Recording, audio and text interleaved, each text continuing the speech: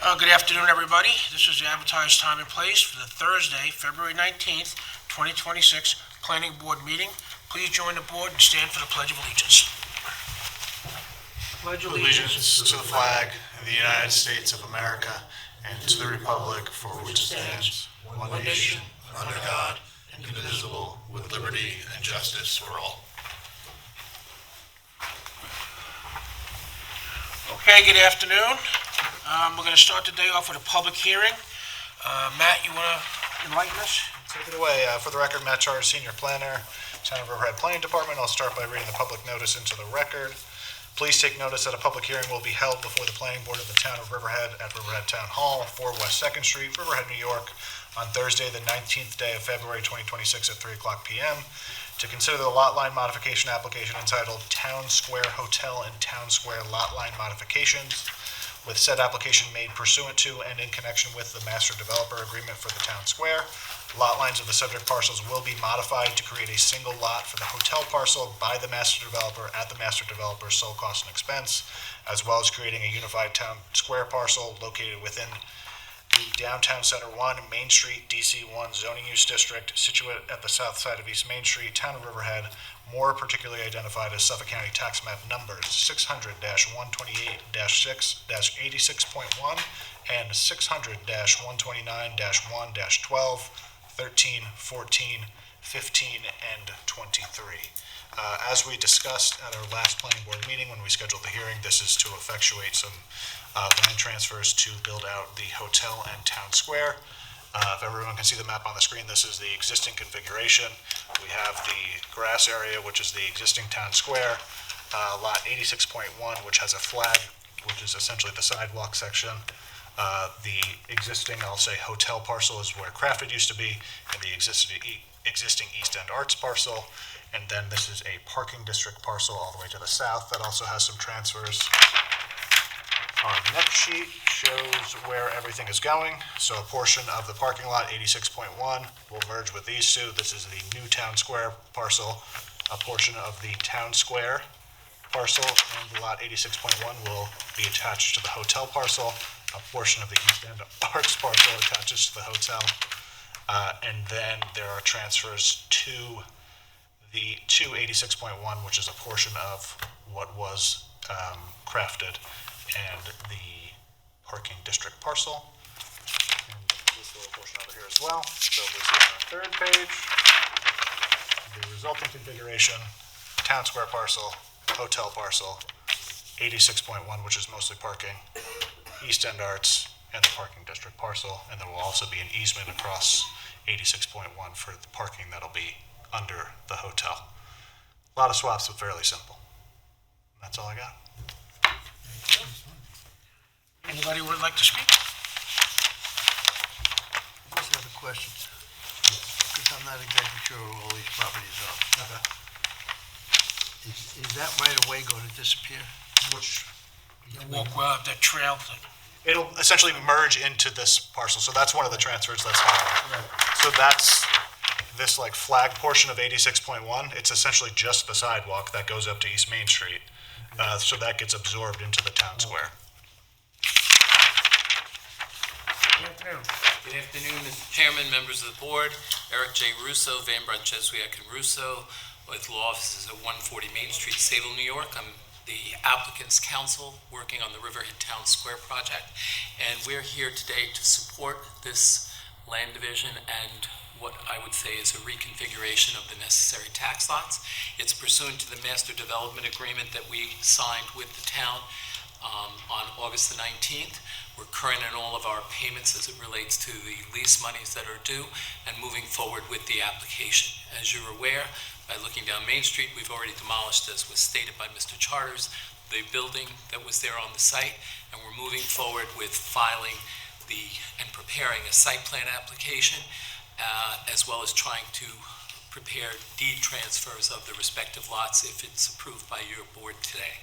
So we thank you for expeditiously moving this forward and your support.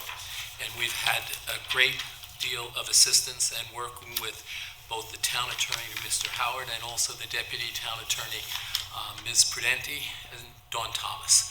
as well as the planning staff. So we thank you, and we would hope that you move forward with this, if not today, at your next meeting, and adopt a resolution accordingly, which I believe is March 5th, Thursday.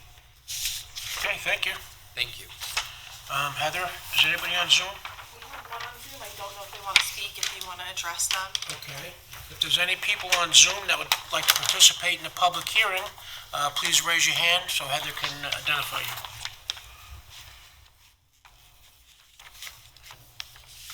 All right, gentlemen, you have anything? Nope. No. Move to close the public hearing. I'll second it. Moved in second. Mr. Zilnicki? Yes. Mr. Nenaro? Aye. Mr. Bear? Yes. And I vote aye, and we wish you the best of luck.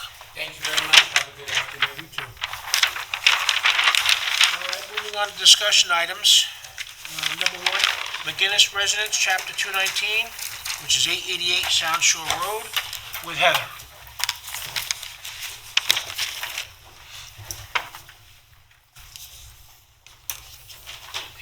I'll make this brief because this is just on for discussion, no action today. This is a Chapter 219 application.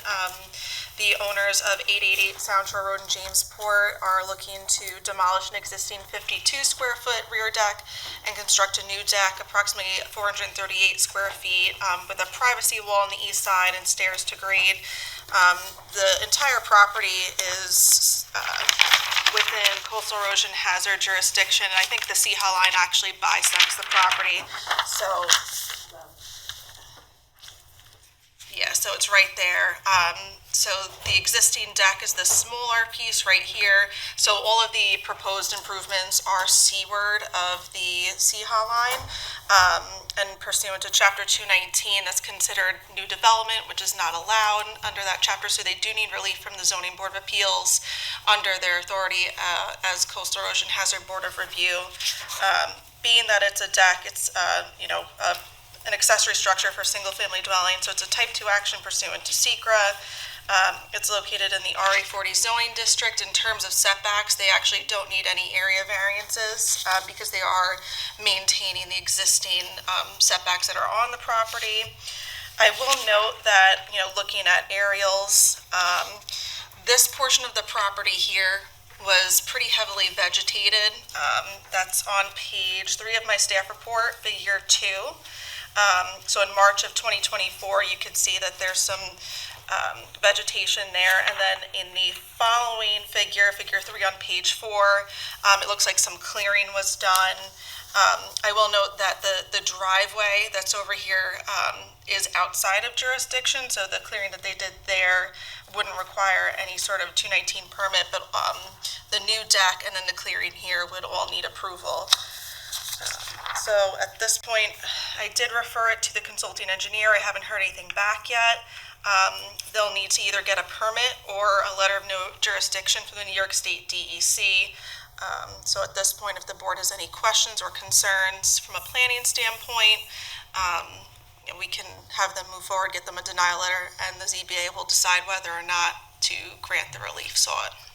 Kenny, I think you were telling me that fences in disrepair, is that something that's going to be replaced when they do this? Which fence? The one on the east side, the chain link fence. It's a short, like 4-foot chain link fence. Yeah, I mean, we could certainly ask them about it.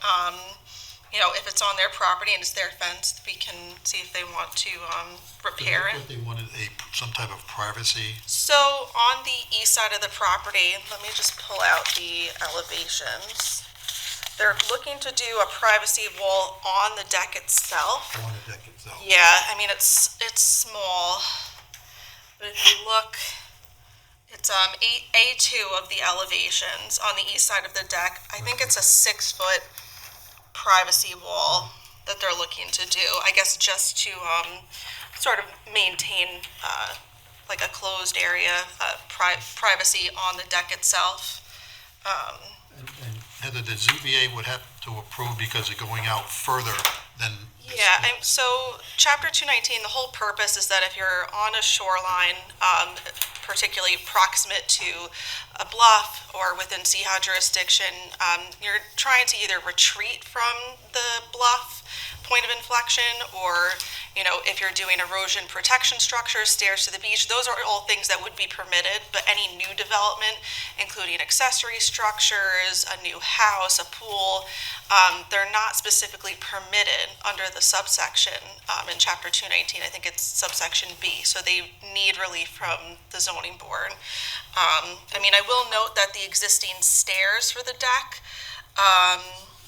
do go out a little bit further than the 52 square foot deck itself. I can't speak to what the zoning board would grant or ask the applicants. That's really, they have to review that under their purview as the Coastal Erosion Hazard Board of Review. But perhaps like cutting the deck back and trying to keep it as close as possible to whatever existing disturbances there would be good. It would behoove the applicant to maybe examine that, but You're building a 6-foot wall between the deck and the water? no, on top of the deck. Oh, okay. Yeah, Understand. it's kind of hard to see, but if you look at the elevation, the deck is a square on the east side. Yeah, that makes I perfect think sense. it's the, on A2, the side elevation drawing labeled 2, they show a privacy wall just on the one side of the deck. So that actually wouldn't result in additional ground disturbance for the wall, but the new piers for the deck would. Okay, thank you. Yeah, Heather, when I walk the property, it really, an extra 3-4 feet, what it looks like from the existing stairs, isn't that much of a problem, but that's up to the ZBA. And then the hay bales, you're gonna require or request some extra plantings? So, the silt fencing and hay bales are required as part of construction in order to prevent runoff down the bluff face. But my recommendation from a planning standpoint would to revegetate that area at least to the condition that it was in the aerial from 2024. It's pretty clear that there was some vegetation removed between those two aerials.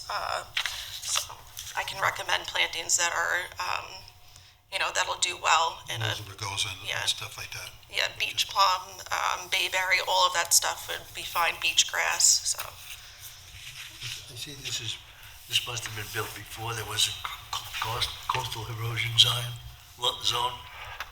The house itself was, yeah, but I think, so that deck that exists on the rear of the property, it was Chapter 12 when they received approval for it, but they did get Chapter 12 approval for that, but it was for a second means of emergency egress, so I'm assuming the house had just one door, which from a building safety standpoint isn't great, so they submitted an application to the building department, were directed to the planning board, this was back in 2001, and they were granted a Chapter 12 or 219 approval for that small deck. Okay. The original 52-foot deck. Yeah. What was the elevation on the original 52-foot? Sorry, what was? The original elevation of that? That I'm actually not 100% sure about. The building plans were hand-drawn when I pulled the building files, so I could try to estimate it, or I could ask them to measure it as far as an existing condition is concerned, but they did submit photos. So in photo number 2, you could see the existing deck is already raised up just because of the way the house was constructed, right there. So I don't believe that the proposed deck is going to be any higher than what's existing, but it will be larger in terms of square footage. Be higher because that's where they're gonna exit. Yeah, that's where their existing door is. It's going to be higher. I can see what they did here, yeah. They're going to bring it up to level, okay. That was my question. Thank you. Yep. So we'll see how they do with zoning board, and then maybe they'll be back. Awesome, thank you. And the DEC. Yeah, they'll need a letter of no jurisdiction or a permit. Okay, item number 2, Duffy MX motocross track with Greg. All right. Good afternoon, everybody. So this is just a discussion of the draft scope that was submitted for an application that's being reviewed concurrently by both the town board and the planning board. It is an application seeking to establish an outdoor motocross dirt bike track at a site at 2822 River Road in Calverton within the Calverton Industrial Zoning Use District. The town board has jurisdiction over the special permit, which is required to establish the use on the property. The planning board is an involved agency, as the planning board has jurisdiction over the site plan. So the town board assumed lead agency. They issued a positive declaration on the application in October of 2025. The applicant submitted a draft scope to the planning department on January 15th. That triggered a 60-day review period, at the end of which the town board, as lead agency, has to adopt a final scope. That final scope sets forth the parameters of what's going to be studied and looked at through the draft environmental impact statement. We did have a public scoping session at the town board's meeting last night. We did receive comments from the New York State DEC. We received comments from the Pine Barrens Commission as well as the Health Department. And there were a number of residents and members of the public who got up and spoke. The copy of the draft scope that I distributed to the board had my staff edits. They were highlighted so that they were easily visible. One of the major changes, and it's a newfound information. So the DEC did come to a determination that a mine land reclamation permit would be required.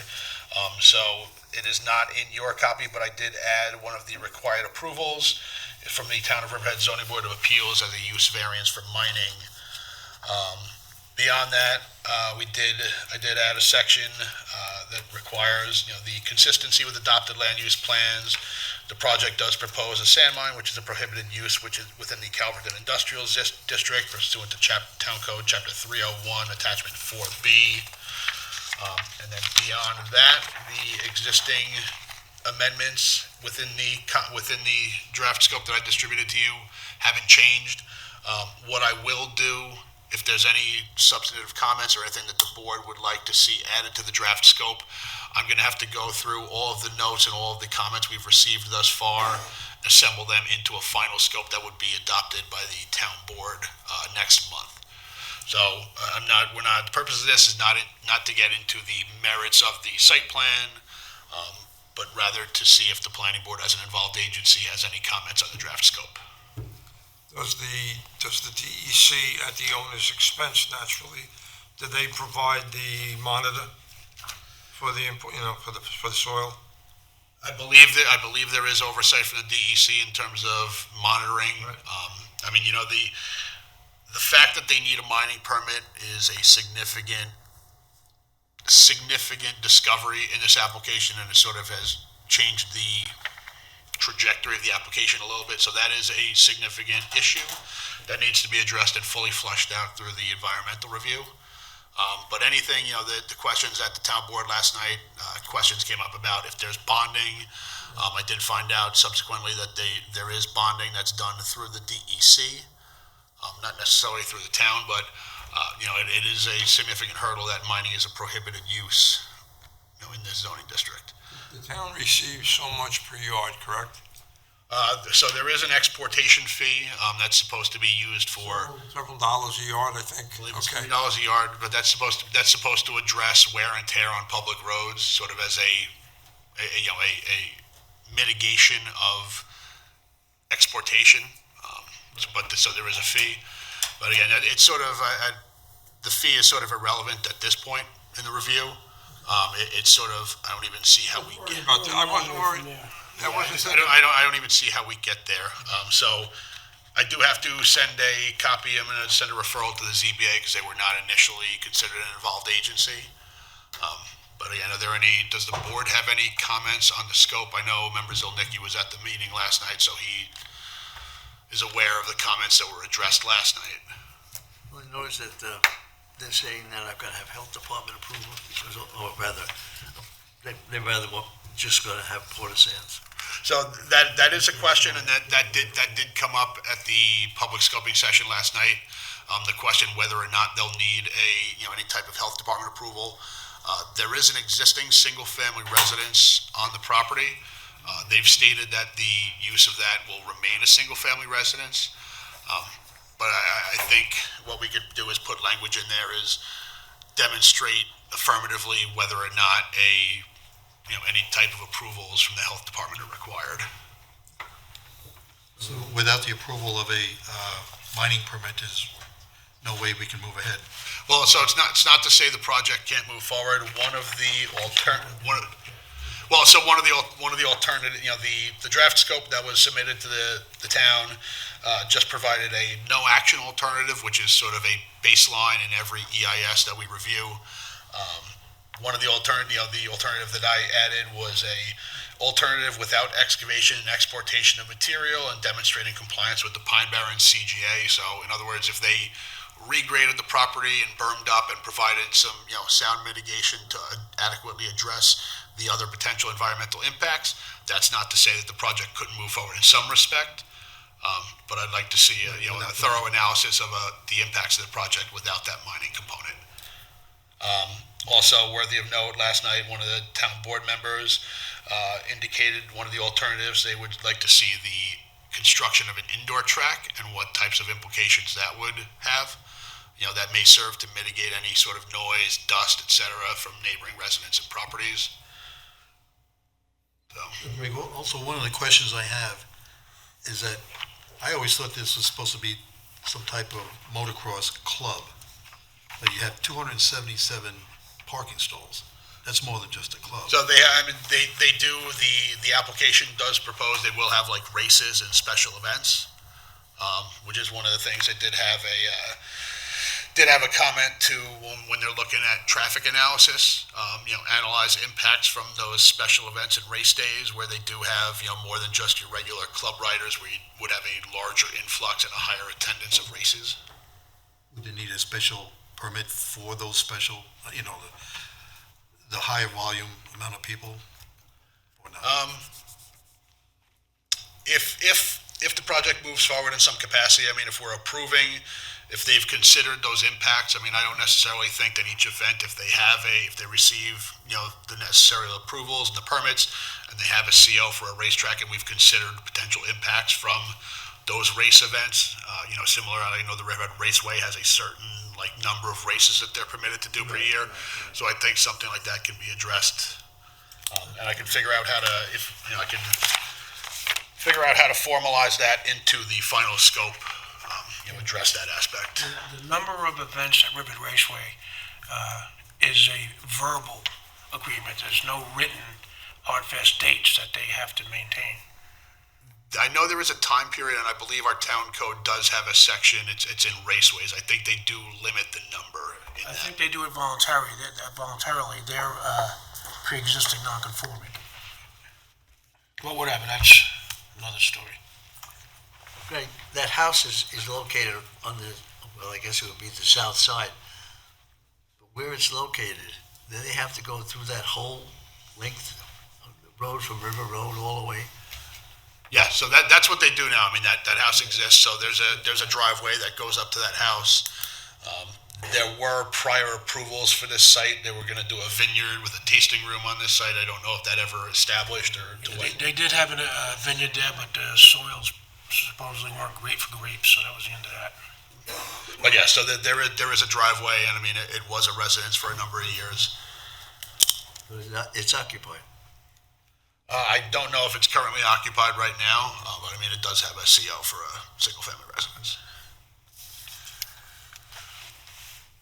Good, guys? Other than when you look at the plan for the excavation, quite a grade change. Yeah, 120,000 yards is not an insignificant amount of material. And Greg, don't forget, they're gonna be paid for material going out and the material that they bring in. Also, it's just, Does the DEC take anything out of that?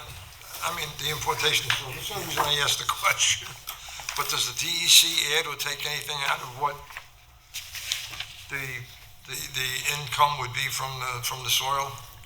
That I can't. Okay, it's not important, just asking the question. No, I think they ask for payment for when they have an inspector on the site.